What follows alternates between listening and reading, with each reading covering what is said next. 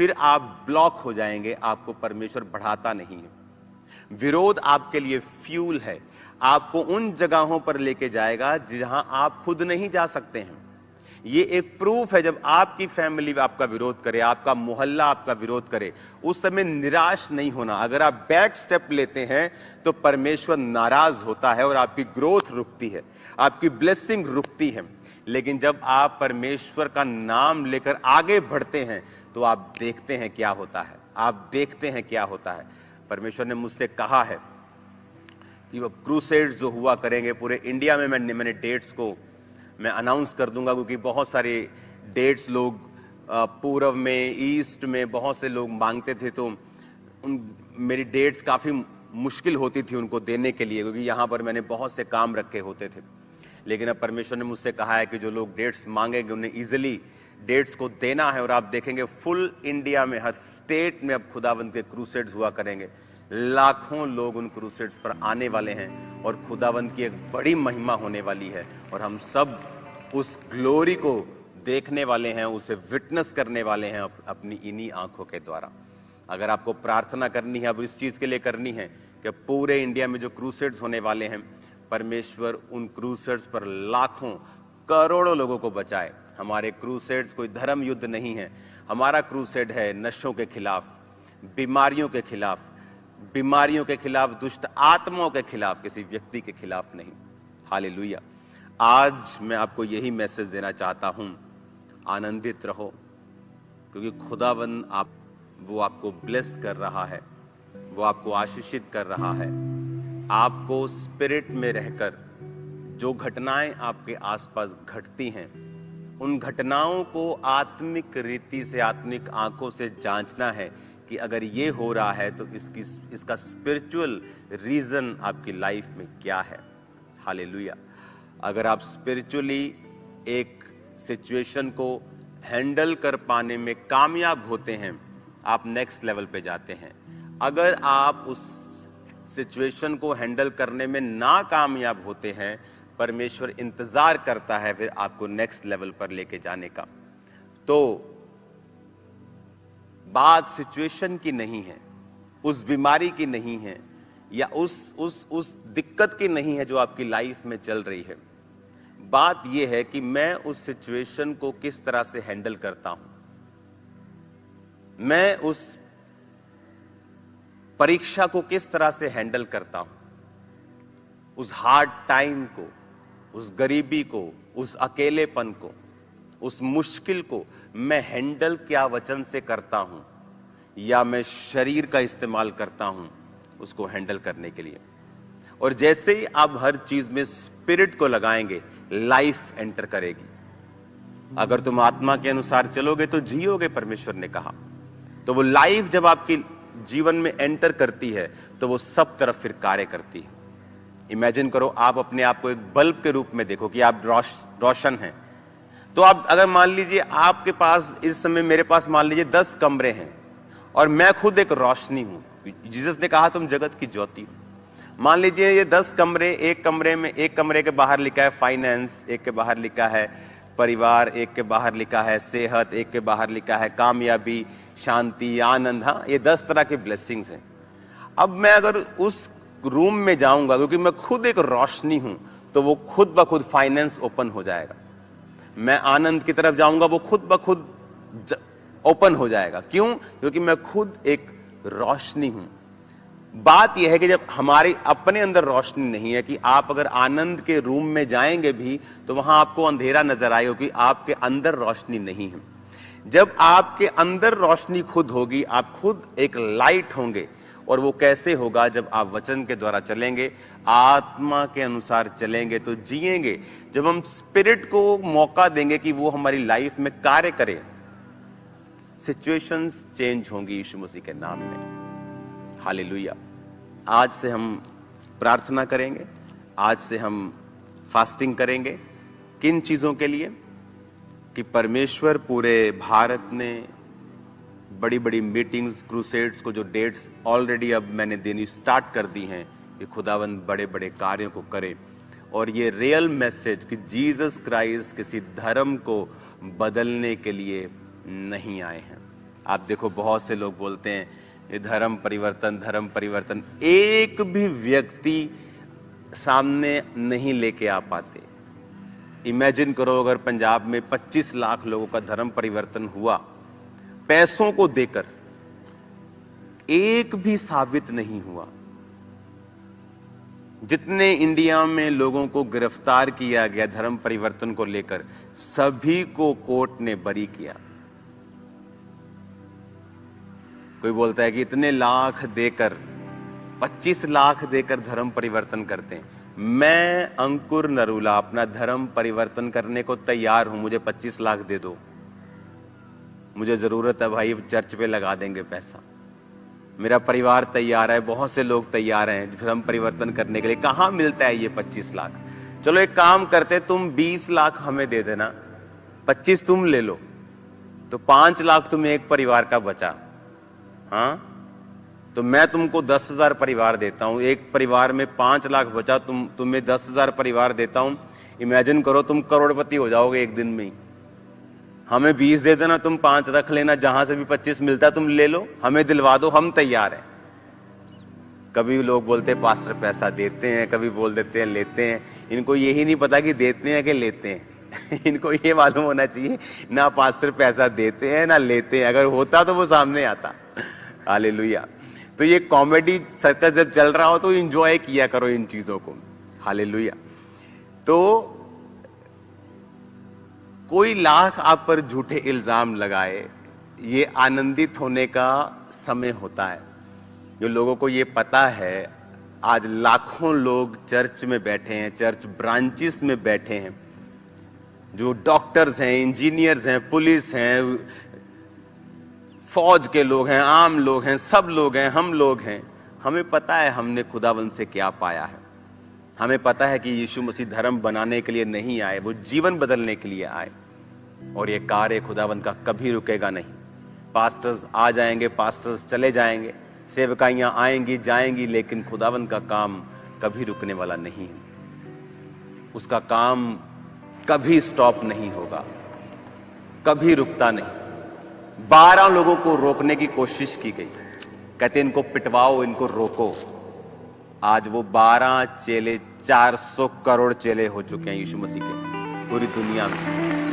वो सताव 12 को रोक नहीं पाया।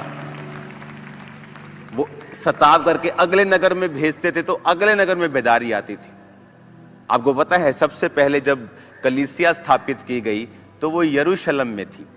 सब कुछ अच्छा चल रहा था, 12 प्रेरित इकट्ठे थे, लोग हजारों इकट्ठे होते थे, एक एक दिन में 3-3 हजार बैप्टिज्म होते थे। अवसर मेरे को मिला, अस्थिर नहीं मिला, आज मिला कि कुछ बात में अपना एक्सपीरियंस बताऊं कि जीवन में सबके साथ परमेश्वर का एक इनकाउंटर होता है। परमेश्वर के साथ एक अलग स्टोरी चलती रहती है सबके जीवन में।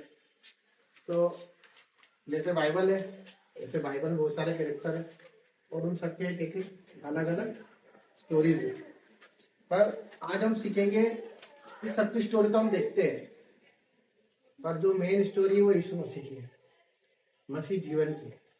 तो आज हमको मसीह जीवन के ऊपर कुछ ध्यान देने का है। उसको हम समझेंगे मसीह जीवन हमसे क्या कहता है और हमसे क्या एक्सपेक्टेशन रखता है और आगे वाले समय में वो हमारे साथ कैसे चलेगा।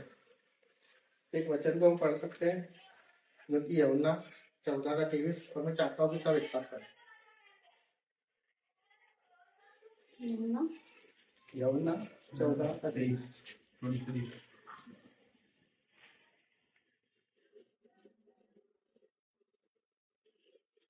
यीशु ने उसको उत्तर दिया, यदि कोई मुझसे प्रेम रखेगा तो वो मेरे वचन को मानेगा और मेरा पिता उससे प्रेम रखेगा और हम उसके पास आएंगे और उसके साथ वास करेंगे। हालेलुया। हालेलुया। प्रेम, यदि कोई मुझसे प्रेम रखेगा तो वह मेरे वचन को माने और मेरा पिता उससे प्रेम रखेगा और हम उसके पास आएंगे और उसके साथ वास करेंगे। ये एक कमिटमेंट है परमेश्वर का, यीशु मसीह का एक कमिटमेंट है हम सबसे।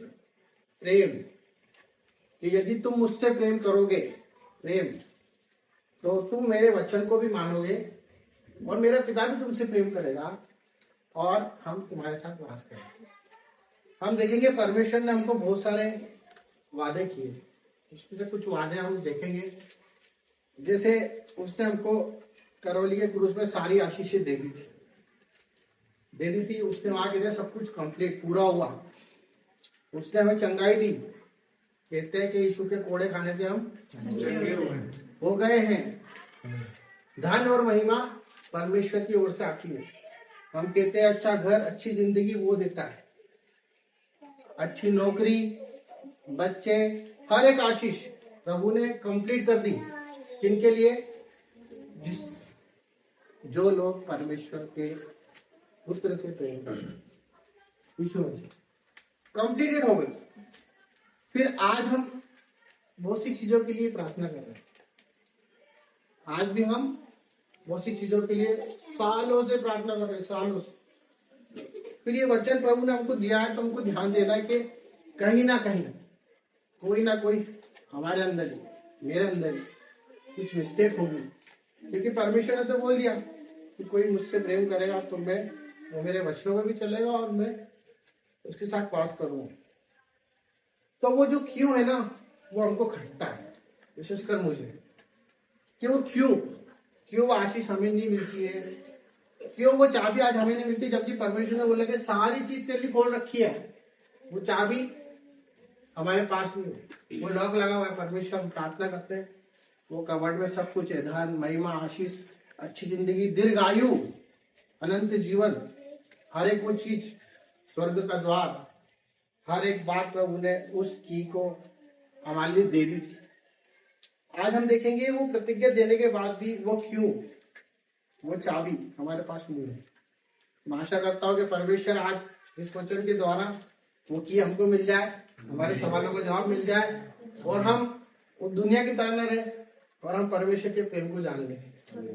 पर उससे पहले हमें अपने आप से कुछ बातें करनी है, क्योंकि जरूरी है कि वचन की तरफ ध्यान दें, अपने आप को जांचे। क्या केवल यीशु का नाम लेना ही सब कुछ होता है? कि सिर्फ हम यीशु का नाम ले रहे हैं और लेते जा रहे हैं और हम कह रहे हैं मसीह में? तो हमको जानना है कि उसके लिए हम जीते भी हैं, पहला। दूसरा हमें देखना है कि मसीह का प्रेम मुझ में दिखता है कि नहीं दिखता है। तीसरा हमको देखना है क्या मेरे शब्दों से मसीह को महिमा मिलती है कि नहीं। कि मैं उससे सिर्फ प्रेम करता हूं तो ये शब्दों से करता हूं कि हाँ प्रभु आपसे बहुत प्यार करता हूं, पर मेरी सोच तो प्यार ही नहीं करती। और हमको ये देखना पड़ेगा कि जब हम आईना देखते हैं, अपने भीतर देखते हैं, तो हम उसको दिखाई देते हैं कि नहीं, हमारे हृदय में वो दिखता है कि नहीं दिखता है। तो कुछ वचनों को हम देखेंगे, क्योंकि ये सब चीजें इसलिए है क्योंकि परमेश्वर ने हमसे प्रेम किया। उसने वचन बोला कि जो मुझसे प्रेम करता है वो मेरे वचन को भी मानेगा, मेरा पिता भी उससे प्रेम करेगा। प्रेम ऐसी चीज होती है जो हर एक चीज दे देती है, निस्वार्थ। मेरा बर्थडे था, मेरे भाई बहनों ने मुझे सब कुछ दिया, दिल खोल के प्रेम से दिया, है ना। वो प्रेम जो वापस नहीं लेता है। तो परमेश्वर ने सारी आशीष दे दी, फिर हमको क्यों नहीं मिल रही? तो हम भजन संहिता 118 उसका 8वां वचन पढ़ते हैं। भजन संहिता 8 यहोवा की शरण लेनी मनुष्य पर भरोसा रखने से उत्तम है। हालेलुया। परमेश्वर का वचन ये कह रहा है कि यहोवा का शरण लेना अच्छा है मनुष्य पर भरोसा रखने से। क्योंकि मनुष्य परमेश्वर ने बनाया, वो जानता है कि मनुष्य क्या है। मनुष्य पलट सकता है, परमेश्वर कभी नहीं पलट। तो वो ये कहता है कि हम उसके जीवन में, उसके शरण में रहते हैं कि जब हमें कुछ भी चीज की नीड्स होती है, कुछ भी चीज की हमको, तब तुरंत मनुष्य की शरण में चले जाते हैं, मनुष्य पर भरोसा कर लेते हैं कि ये हमारे लिए करेगा। परमेश्वर तो न जाने कब करे, पर हम पहले उससे बात कर ले, इससे बात कर ले, उससे परमेश्वर से हम बात नहीं करते। तो हमको ये देखना पड़ेगा कि जब उससे शरण हम उसके पास लेंगे तो परमेश्वर अपने लिए हर एक वो चीज कर सकता है। आज उसने वादा किया है कि तुम प्रतीति कर लो, जो तुमको चाहिए ना तुम प्रस्तुति कर लो, वो सब कुछ तुम्हारे लिए हो जाएगा। तो क्या हम जो जीवन जी रहे उसमें हमको देखना है कि बहुत से लोग हमारे आसपास भी हैं, हम चर्च जाते हैं, हम सब कुछ करते हैं, आराधना करते हैं, हर एक बात करते हैं, और हम देखें कि हमारे आसपास वाले लोग भी वैसा ही कर रहे हैं, पर हमारे जीवन का आकार वैसा का वैसा ही है जैसा आज से 5 साल पहले था, जैसा आज से 10 साल पहले हम वहीं के वहीं खड़े हैं। हम किसी चीज के लिए दुआ कर रहे हैं, वो दुआ हमारी हो ही नहीं रही, तो हमें पता लगेगा कि हम क्या मानो किसी मनुष्य के अधीन तो नहीं है, कहीं ऐसा तो नहीं हम किसी पर्टिकुलर सब्जेक्ट के ऊपर टिक गए, क्योंकि परमेश्वर तो देने के लिए बैठा है। जब उसने बोला कि सब कुछ मैं दे दूंगा, तो देने के लिए बैठा है, फिर भी हम लोग आते हैं, अपना सब कुछ करते हैं, तो वहां पे हमको जांचना है कि हम सच में यीशु मसीह के लिए आए कि नहीं। हम कहीं ऐसा तो किसी को इम्प्रेस करना है, बुरा मत मानना, परमेश्वर वचन में लिखा है, फिर बोलो। हम आगे देखते हैं तीतुस 1:16।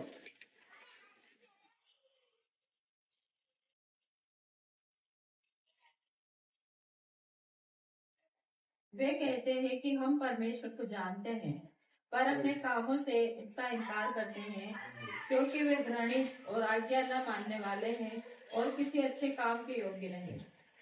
हालेलुया। परमेश्वर का वचन ये कह रहा है कि हम परमेश्वर को तो जानते हैं, पर उसके कामों को करते कि नहीं करते। वचन तो हमने सुन लिया, वचन में लिखा है कि अगर तेरे पास 2 रोटी है तो एक जाके दे क्या, तेरे पास 2 कपड़े हैं तो दूसरा दे दे। अगर तेरे पास जो भी है ना, तेरी कुवत नहीं है भाई, वो मैंने दे रखा है, सांस ही चल रही है ना, ये मेरी है, तेरी नहीं है। मैंने किसी पर्पस से तुझे भेजा है, इसलिए भेजा है। पड़ोसी भी वैसे ही करता है, जो मनुष्य जो मूर्ति पूजा करता है, हर एक वो चीज करता है, गंदे काम करता है, वो भी वही करता है, सेम है। हमें उसमें क्या अंतर हो गया? जब उसने बोला है कि तुम मेरे वचन को सुन ले, तो पड़ोसी भी हम बिठा लेंगे ना, अभी सुन लेगा, वो सुन लेगा, आके बोले हाँ मैं भी जानता हूँ यीशु मसीह को, मैं प्रार्थना में जाता हूँ। प्रार्थना में जाने से और वचन पढ़ने से सब कुछ होता है, पर उसके साथ उसके कार्य भी करने पड़ते हैं। कोई गरीब है, कोई दुखियारी है, कोई परेशान है, किसी का कोई नहीं, किसी का पति चले गया, उसका कोई नहीं है, किसी का बाप किलस रहा, किसी का भाई तड़प रहा, वो हमारा ही भाई है। उसका एक उदाहरण है जो कि हम वचन से देखेंगे, लूका 10 उसका 35 अध्याय।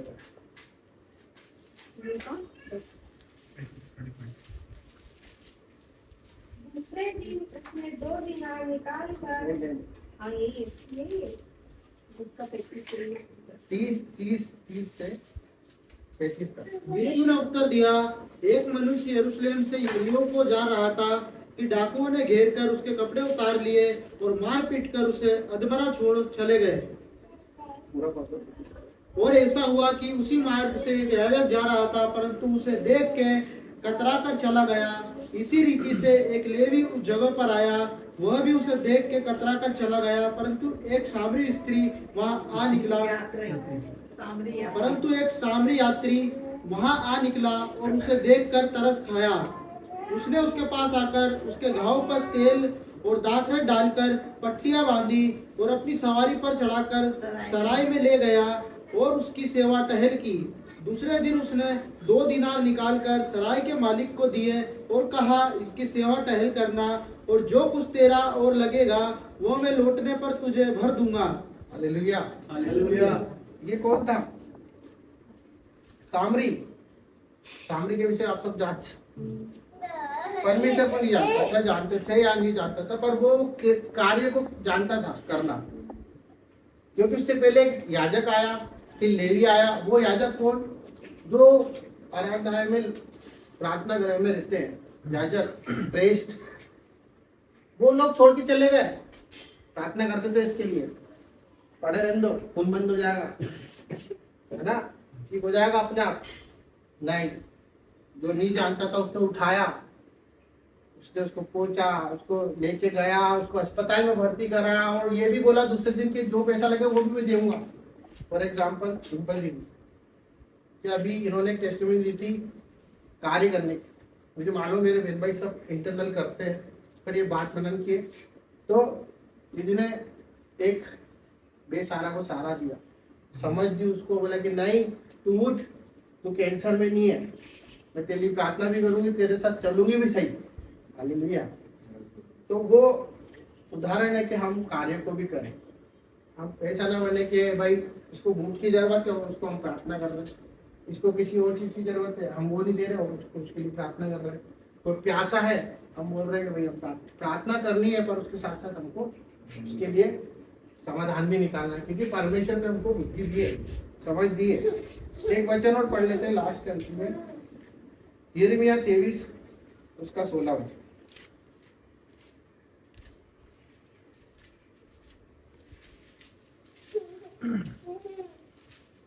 सेनाओं के यहोवा ने तुमसे यूं कहा है, इन भविष्यद्वक्ताओं की बातों की ओर जो तुमसे भविष्यवाणी करते हैं कान मत लगाओ, क्योंकि ये तुमको व्यर्थ बातें सिखाते हैं। ये दर्शन का दावा करके यहोवा के मुख की नहीं अपने ही मन की बात कहते हैं। हालेलुया। हालेलुया।